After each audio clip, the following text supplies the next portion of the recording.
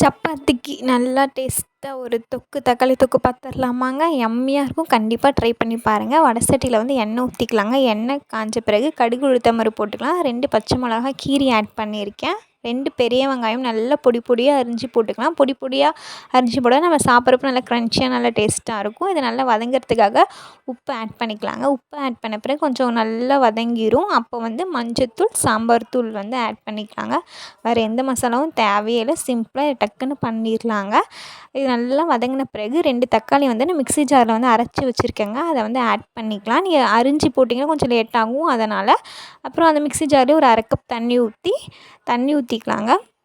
இதை நல்லா கிளறி விட்டுக்கலாம். கிளறி விட்டு இந்த தண்ணி லெவல் வந்து நல்லா இப்போ நல்லா இது மாதிரி கொதித்த பிறகு நல்லா வற்றிடுங்க. உங்களுக்கு நல்லாவே டிஃப்ரென்ஸ் தெரியும்.